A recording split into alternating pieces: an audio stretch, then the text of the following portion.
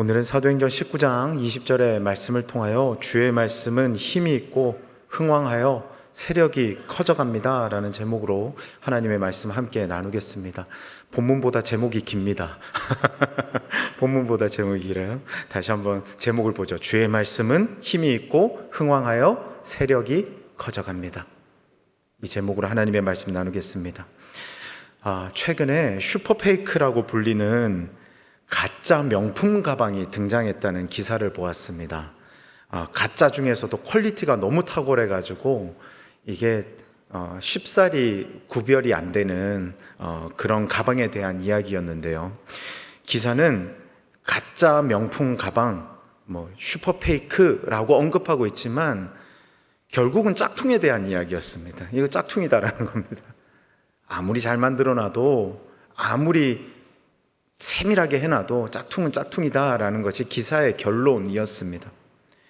어떤 사람은 속칭 이 짝퉁을 들고서 위축된 모습을 보이고요.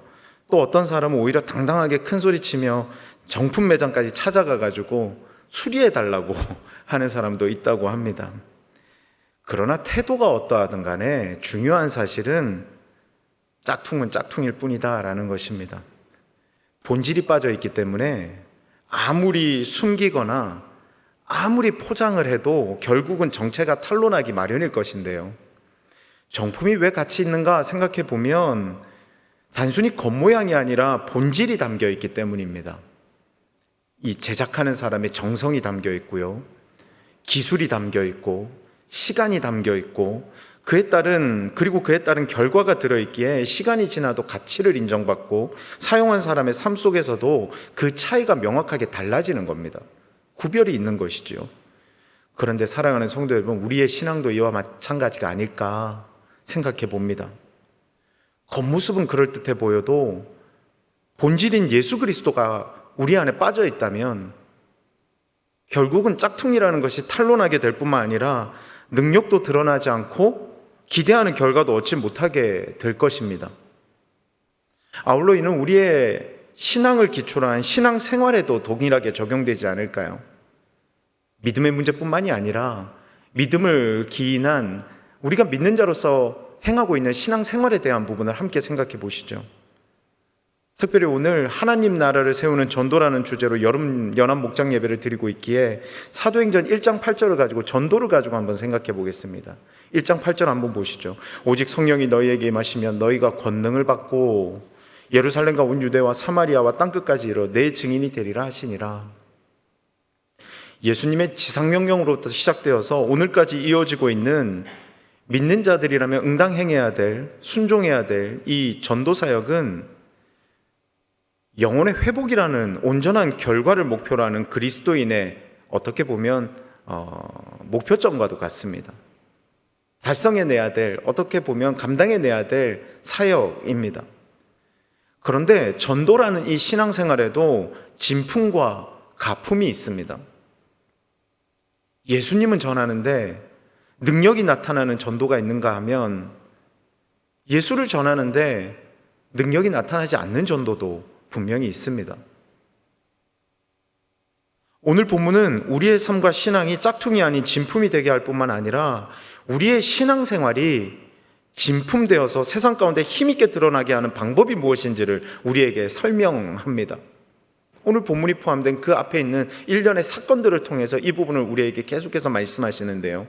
특별히 복음을 전한 우리 신촌교회 안에 복음의 능력이 힘있게 전해질 수 있는 방법이 무엇인지를 한번 곱씹을 수 있는 이 시간이 되기를 주님의 이름으로 축원합니다. 사도 바울이요 3차 선교 여행을 하는 중에 들렀던 곳이 에베소였습니다. 이 에베소에서의 사역은 전도와 논쟁과 같은 말씀 사역뿐 아니라 능력이 드러나는 사역도 있었습니다. 기적과 같은 사역도 있었다라는 것이죠. 이 능력은 실로 놀라웠는데요. 바울이 병든 사람에게 직접 안수하지 않고 단지 바울 몸에 닿았던 천 조각을 가져다 대기만 했을 뿐인데도 이 사람이 병이 낫고 악기가 나아가는 일이 일어나게 된 것입니다. 에베소라는 지역은 헬라 문화와 그 시대 다양한 종교의 중심지였습니다. 그래서 온갖 종교 장사꾼들, 사기꾼들, 그리고 유대인 순회 마술사들, 즉 악한 영을 쫓아낸다라고 하는 사람들이 모여드는 곳이 바로 이 에베소라는 곳이었습니다. 그런 그들에게 있어서 바울을 통해 일어난 이 치유 사역은 흠모의 대상이 되기에 충분했던 것 같습니다.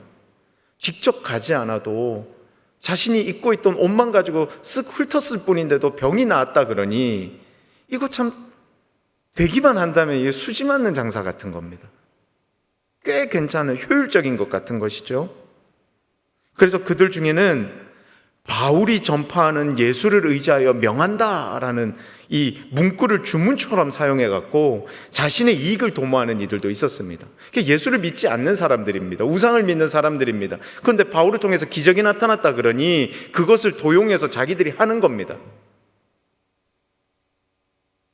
바울이 전파하는 예수를 의지하여 명한다, 귀신아 떠나가라 이야기했던 것이에요. 그런데 이런 행동을 했던 유대의 한 제사장 스게와의 7 아들을 통해 큰 문제가 일어납니다. 큰 일이 일어나요. 그게 뭐냐면 악기 들린 사람 앞에서 예수를 믿고 의지하지도 않으면서 주문처럼 이들이 외친 겁니다. 바울이 전파하는 예수를 의지하여 명한다, 귀신아 떠나가라 라고 이들이 외쳤을 때 악기가 오히려 이렇게 이야기하는 겁니다. 내가 예수도 알고 바울도 아는데 니들은 뭐냐라고 물어보는 겁니다. 내가 예수도 알고 바울도 아는데 니들이 전하는 거에는 전혀 능력이 없다라는 겁니다. 어디서 지금 거짓말하는 것이냐라고 반문하는 것이죠. 뿐만 아니라 악기 들린 사람이 스게와의 아들들에게 달려들어가지고 스게와 아들들 7명을 다 눌러버립니다. 1대7로 싸워서 이기는 거예요. 안 되는 거예요. 이 일을 기점으로 에베소 사람들 안에는 회개와 회복이 일어나게 되는데요. 에베소에 찾아와 마술을 하며 돈을 번던 사람들조차 그들이 소장하고 있던 은 5만 드라크마 가치의 마술책들을 사람들 앞에 내려놓고 다 불태워버리는 일을 하기 시작합니다. 해보니까 이게 아니었다라는 겁니다. 주님만이 능력의 주라는 것입니다. 악기를 쫓아내고 그런 일들을 우리가 평생 동안 해왔지만, 공부하면서 배워가지고 해왔지만 아니더라는 겁니다. 해보니까 이번 일을 통해서 확실하게 깨달았다. 이런 마술책들이나 내가 해왔던 것들, 나의 이제까지의 시간들 다 쓸모없는 것들이게 사람들 앞에 내어놓고 불태워버리는 것이죠. 은 5만 드라크마가 얼마 정도의 가치를 가지고 있는가 한번 찾아봤더니 1 드라크마가 40만 원 정도 됩니다. 그러면 은 5만 드라크마는 200억 어치의 마술책들이 광장에 쌓여서 불태워지는 것이 일어났다라는 것입니다. 하나님의 승리의 장면이죠. 복음의 능력이 나타난, 누구도 부인할 수 없는 장면이 드러나게 된 것입니다. 하나님의 역사하심, 그것을 설명하는 것이 오늘 우리가 읽은 본문 바로 앞에까지 있는 내용입니다. 그러면서 마지막에 본문이 뭐라 그러면 이와 같이 주의 말씀이 힘이 있어 흥왕하여 세력을 얻느니라. 일련의 사건과 함께 마지막에 이렇게 매듭을 짓는 겁니다. 우리 성도님들과 함께 본문을 한 번 더 읽기를 원하는데, 본문 우리 한 목소리로 함께 읽겠습니다.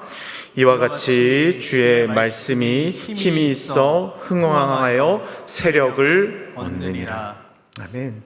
저는 오늘 본문을 묵상하면서 무슨 생각을 했냐면, 첫 번째로 하나님이 계시기에 진품이다라는 묵상을 했어요. 하나님이 계시기에 진품입니다. 어떻게 이런 일이 일어날 수 있나요?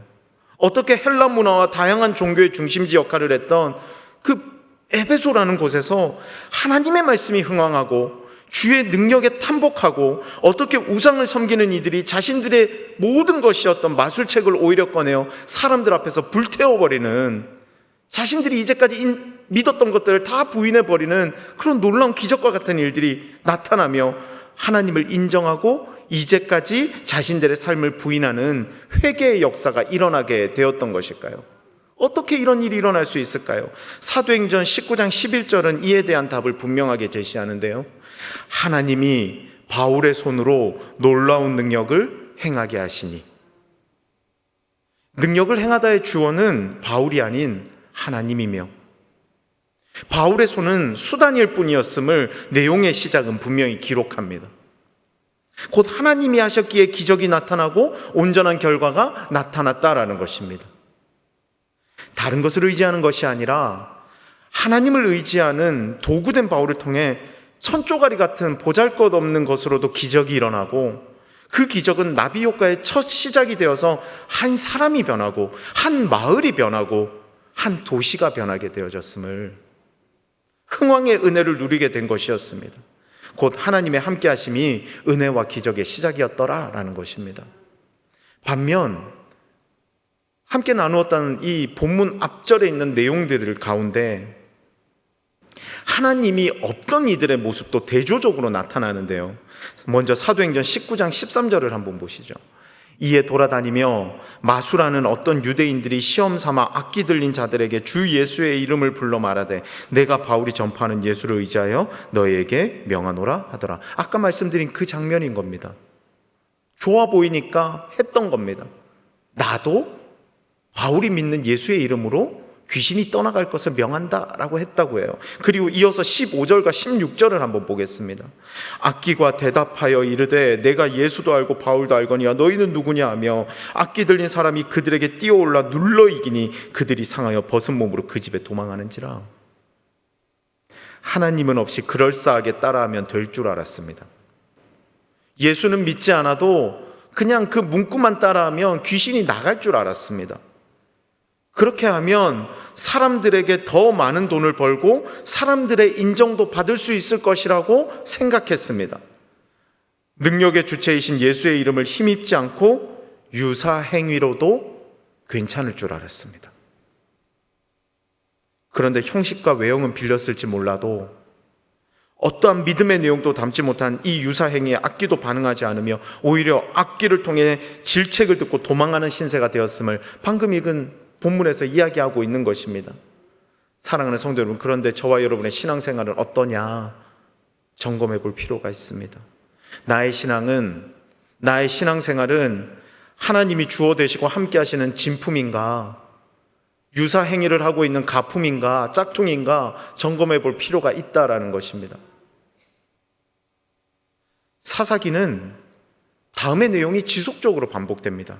그때 이스라엘의 왕이 없었으므로 사람마다 자기 소견에 오른 대로 행하니라. 그때 이스라엘에 왕이 없으므로 사람마다 자기 소견에 오른 대로 행하니라. 여기서 왕은 그냥 직책적인 왕을 이야기하는 것이 아닙니다. 더 함축적인 의미로는 하나님이 안 계셨다는 것입니다. 그들 가운데 하나님이 없으니 지들 마음대로 살더라라고 사사기는 곳곳에서 이야기합니다. 이스라엘 백성의 어려움은 늘 하나님이 없는 가품 생활이 그 원인이었습니다. 어디 이스라엘 백성뿐입니까? 아담과 하와도 그렇지 않습니까? 하나님의 자리에 뱀의 말을 들여앉혔습니다. 하나님의 자리에 자신들의 생각과 판단을 들여앉혀 놓았습니다. 그 결과 하나님이 없어져 버린, 하나님을 상실해버린, 하나님을 내쫓아버린 가품이 되었을 때 그들의 결과는 에덴 동산에서 쫓겨나는 것이고 그들은 하나님과의 관계를 회복할 수 없을 정도로 떨어지게 만드는 원인이 되었습니다. 요한복음 15장 5절은 우리에게 진품이 얼마나 유익한 것인가를 우리에게 분명하게 말씀합니다. 나는 포도나무요 너희는 가지라. 그가 내 안에 내가 그 안에 거하면 사람이 열매를 많이 맺나니 나를 떠나서는 너희가 아무것도 할 수 없음이라. 열매를 많이 맺을 수 있는 방법은 하나님 안에, 하나님이 내 안에 거하실 때 가능하다고 고백합니다. 대충 이어붙인 가지가 아닌 완전히 속해 있는 진품 가지일 때 많은 열매를 맺을 수 있고 온전한 은혜를 경험할 수 있다고 이야기하는 것입니다. 저와 여러분은 지금 어떤 상태입니까? 여러분의 신앙은 어떻습니까? 여러분의 신앙 생활은 어떻습니까? 여러분은 어떠십니까? 캄보디아에서 선교 사역을 할 때의 일입니다. 한 번은 섬기고 있는 선교지에 한 팀이 들어오셨습니다. 사역을 하시는데 제 눈에는 하나님이 계시기보다 자신들의 필요가 더 요구되고 있는 것 같았습니다. 왜냐하면 사역에 대한 이야기보다, 예수 그리스도에 대한 이야기보다 물품을 구입할 재래시장의 이름이 더 많이 들렸기 때문입니다.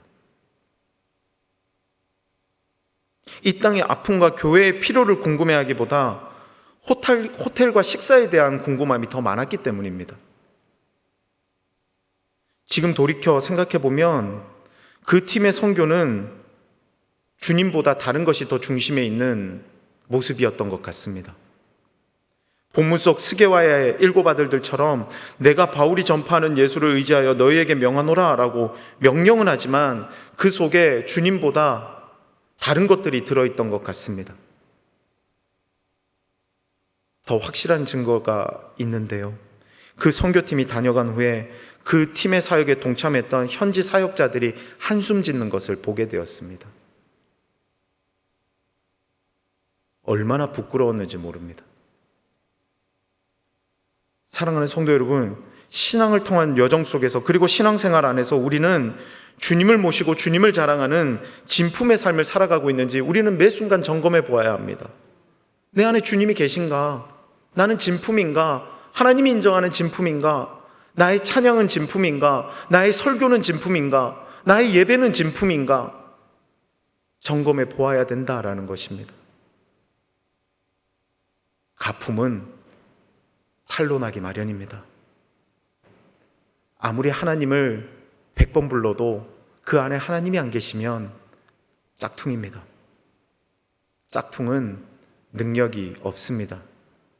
이에 반해 진품은 생명력이 있습니다. 우리 성도님들과 함께 본문을 한 번 더 읽길 원하는데 우리 한 목소리 함께 읽겠습니다.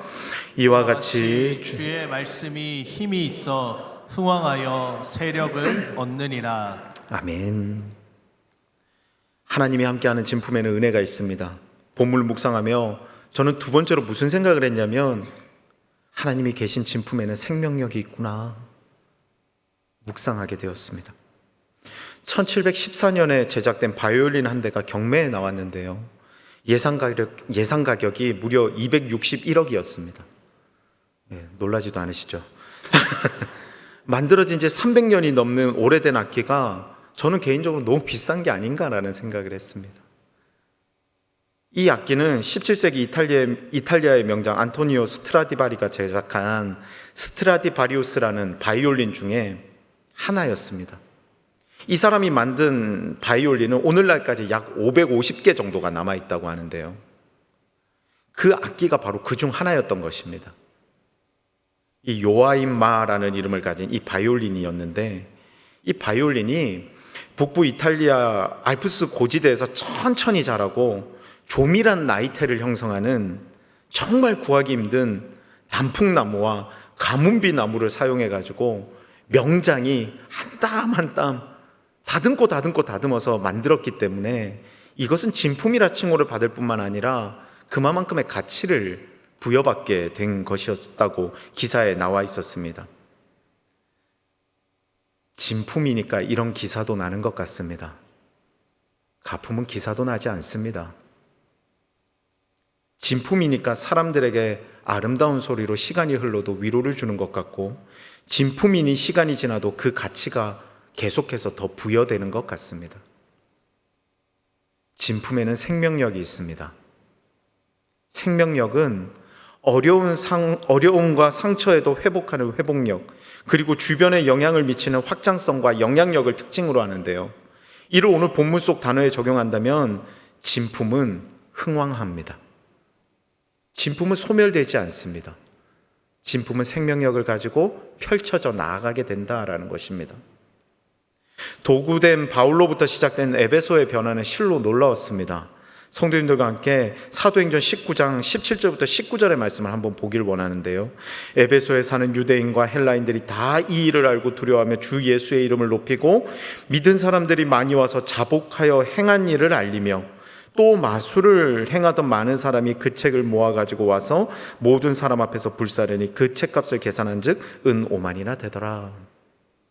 에베소는 우상과 믿지 않는 사람들이 더 많은 도시였습니다. 그런데 그곳 가운데 회개가 일어났다고 합니다. 회복이 일어났다고 합니다. 영적인 변화가 일어났다라고 이야기합니다. 뿐만 아니라 에베소의 사람들, 우상을 나타내던 마술사들의 삶이 회복되었다고 합니다. 그들은 더 이상 우상을 섬기고 귀신을 따르지 않고 하나님을 찬양하고 하나님을 믿는 사람으로 바뀌게 되었는데요. 우선 그들을 통해 하나님을 향한 찬양의 소리는 더 커졌을 것입니다. 그 도시 안에 하나님을 찬양하는 소리가 예전에는 없었다면 이 사건 이후로 마술사들마저도 하나님을 찬양하는 사람들이 되지 않았을까요? 그럼 그 도시 안에 하나님을 찬양하는 소리가 흘러넘치지 않았을까요? 뿐만 아니라 200억가량의 책을 불태웠습니다. 이것과 함께 생각할 때 그들은 더 이상 무당과 같은 일을 하지 않았으니 다른 생산적인 일에 참여하지 않았을까요? 다 태워버리고 이제는 나는 귀신을 의지하고 믿는 사람이 아니라 그런 것들 다 부인한다, 안 한다. 그랬으니 또 다른 직업을 찾았을 것입니다. 또 다른 무언가를 하려고 했을 겁니다. 아니면 가정으로 돌아가서 가족과 함께 이러한 시간들을 또 보냈을 수도 있을 것 같습니다. 사회적, 경제적 파급력이 모르긴 몰라도 분명 있었을 것입니다. 아울러 그들의 입술을 통해 자신들이 경험하고 보고 듣고 느꼈던 그 모든 것들이 선포되었을 것입니다. 이런 일이 있었다네. 저는 예전에 주술사였습니다. 그런데 이제 예수를 믿는 사람입니다. 예전에 저는 사람들에게 사기치고 사람들의 영적인 부분을 가지고 돈을 버던 사람입니다. 그런데 이제는 주님 안에서 행복을 누리며 예수 믿는 자로서의 삶을 살아가고 있습니다. 그들의 입술을 통해서 선한 영향력이, 복음의 능력이 퍼져 나갔을 것입니다.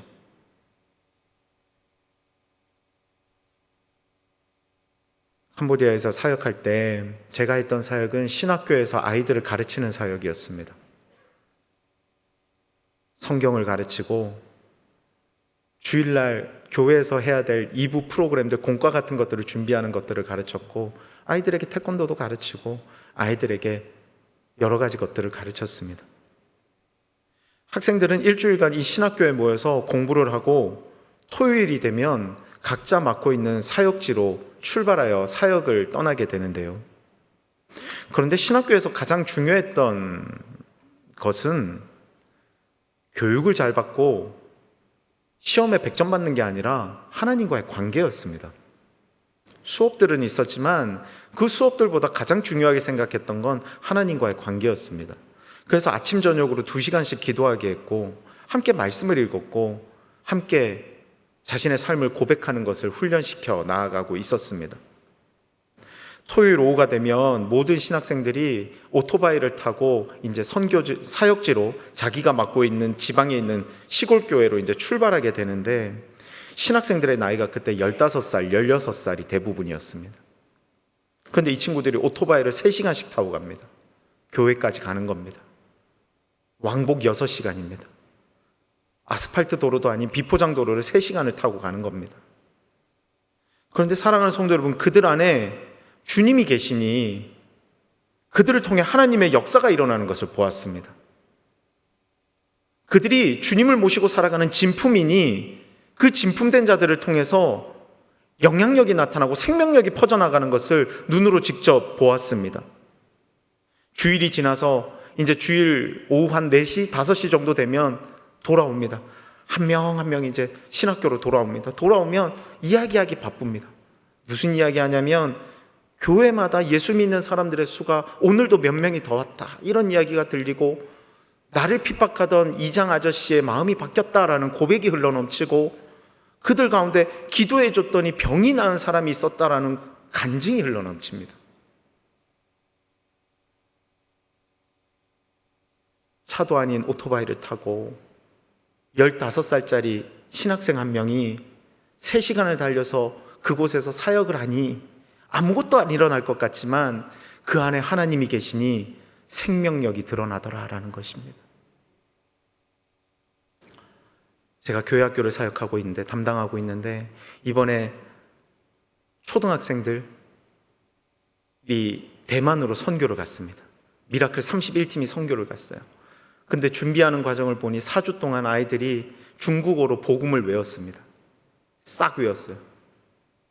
제법 긴 분량을 외워서 그곳에 가서 아이들이 중국어로 복음을 전했습니다.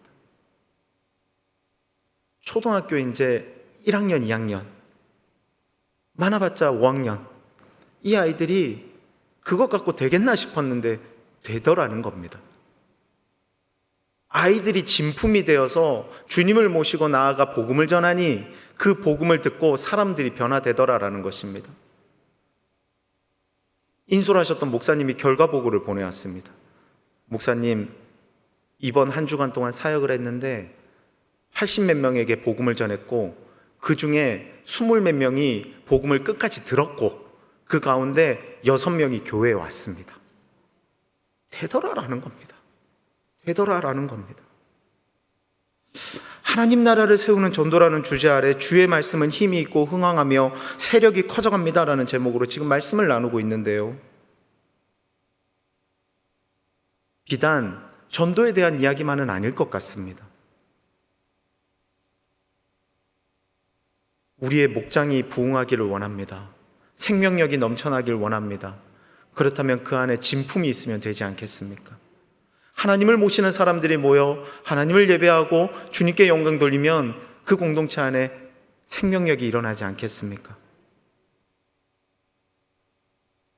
목회자가 진품되어 주님을 온전히 마음에 모시고 주의 말씀을 온전히 선포할 때 그 말씀은 언젠가는 생명력으로 영향을 끼치지 않겠습니까?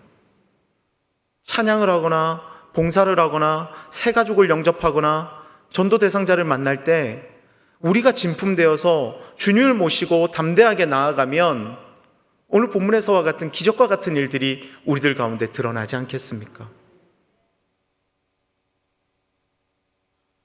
복음을 전하는 사역을 감당하는 사도 바울은 진품이었던 것 같습니다.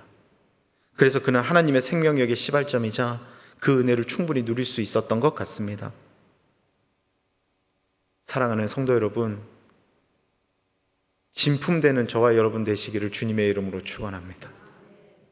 다른 그 무엇이 아니라 하나님을 의지하고 하나님을 바라고 하나님을 나타내기에 최선을 다하는 저와 여러분 되시기를 주님의 이름으로 축원합니다. 그래야만 우리 가정이 바뀌고 우리 목장이 바뀌고 우리 교회가 더욱더 생명 있는 교회가 되고 주님의 놀라운 은혜가 우리들 가운데 경험될 줄 믿습니다. 미라클 700 사역으로 사역을 하고 있고 뜨거운 여름 사역을 감당하고 있고 지금 이 순간에도 목장을 위해 사역하고 계시는 우리 모든 성도님들 진품되어 승리하는 저와 여러분 되시기를 주님의 이름으로 축원합니다.